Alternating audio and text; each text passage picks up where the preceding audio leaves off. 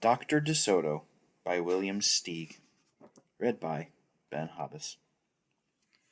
Dr. DeSoto, the dentist, did very good work, so he had no end of patients. Those close to his own size, moles, chipmunks, etc., sat in the regular dentist's chair. Larger animals sat on the floor, while Dr. DeSoto stood on a ladder. For extra large animals, he had a special room. There, Dr. DeSoto was hoisted up to the patient's mouth by his assistant, who also happened to be his wife. Dr. DeSoto was especially popular with the big animals. He was able to work inside their mouths, wearing rubbers to keep his feet dry, and his fingers were so delicate and his drills so dainty they could hardly feel any pain. Being a mouse, he refused to treat animals dangerous to mice, and it said so on his sign. When the doorbell rang, he and his wife would look out the window. They would admit even the most timid-looking cat. One day, when they looked out, they saw a well-dressed fox with a flannel bandage around his jaw. "I cannot treat you, sir," Dr. DeSoto shouted. "Sir, haven't you read my sign?"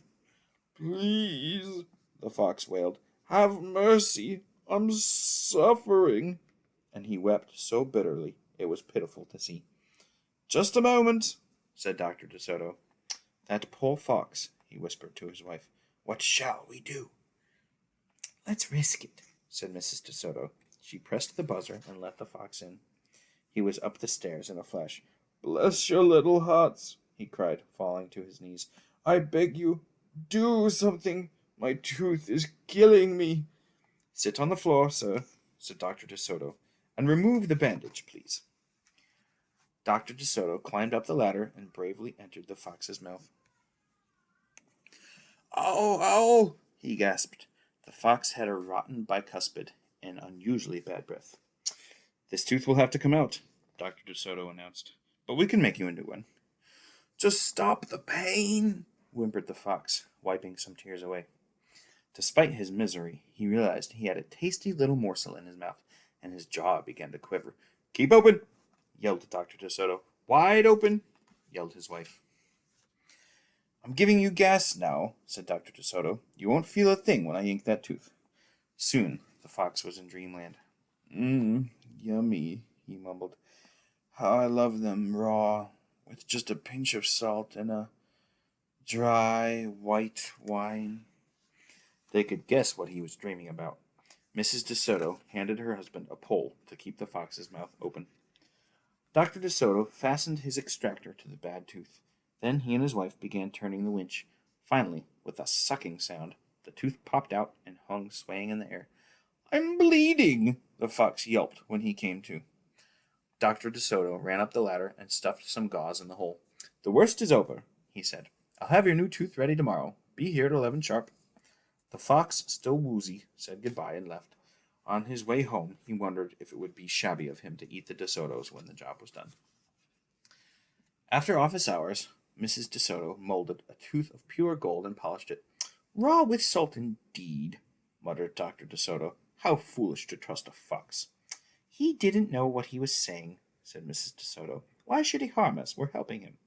"Because he's a fox," said Dr. DeSoto. "They're wicked, wicked creatures." That night, the DeSotos lay awake, worrying. "Should we let him in tomorrow?" Mrs. DeSoto wondered. "Once I start a job," said the dentist firmly, "I finish it. My father was the same way." "But we must do something to protect ourselves," said his father. They talked and talked until they formed a plan. "I think it'll work," said Dr. DeSoto. A minute later, he was snoring. The next morning, promptly at 11, a very cheerful fox turned up. He was feeling not a particle of pain. When Dr. DeSoto got into his mouth, he snapped it shut for a moment, then opened wide and laughed. "Ha ha, just a joke," he chortled. "Be serious," said the dentist sharply. "We have work to do." His wife was lugging the heavy tooth up the ladder. "Oh, I love it!" exclaimed the fox. "It's just beautiful." Dr. DeSoto set the gold tooth in its socket and hooked it up to the teeth on both sides. The fox caressed the new tooth with his tongue.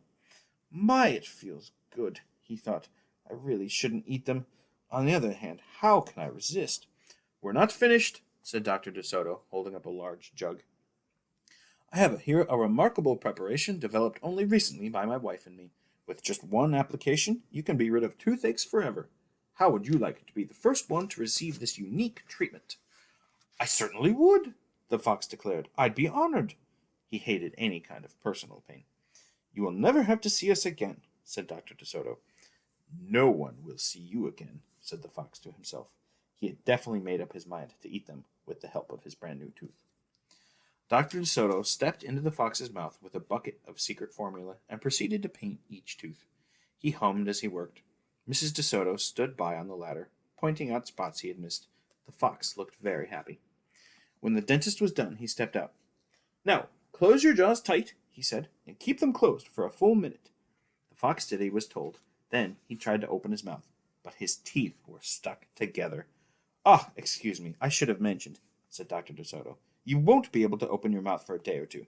The secret formula must first permeate the dentine. But don't worry, no pain ever again."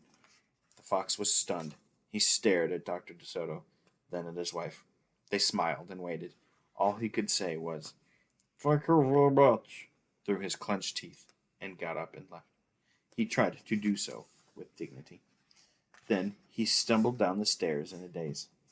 Dr. DeSoto and his assistant had outfoxed the fox. They kissed each other and took the rest of the day off. The